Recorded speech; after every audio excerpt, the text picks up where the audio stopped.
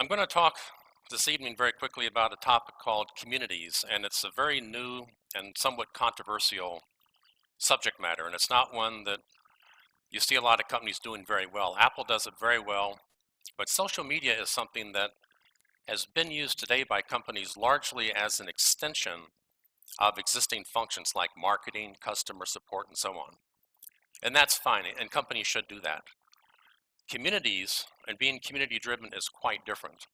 And the idea behind this is that I believe, and many people do believe, that within any organization, the critical knowledge lies mostly outside of the organization.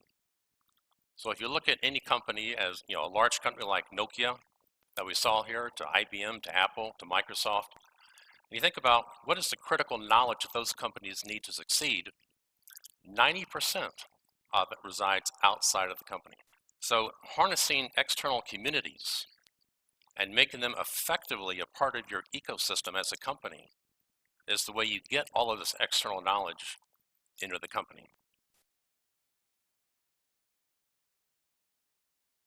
I'm going to start with an example of a very important community for Apple. And here you see a number of Apple products, a laptop computer, iPods, iPhone, tablet, and they all have something in common. They're all thin. Well, Apple decided that thin is cool, and we want to be cool. So let's make all of our products thin.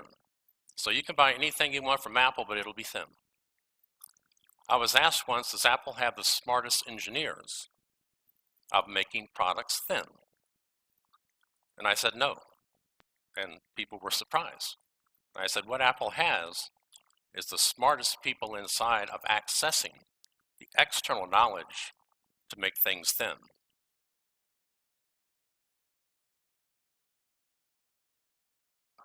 But when change happens, there's a rapid amount of data coming in. You have to assimilate it very quickly. And this little organization that only has 10% of the knowledge of what it takes to make the business successful just can't assimilate a lot of data.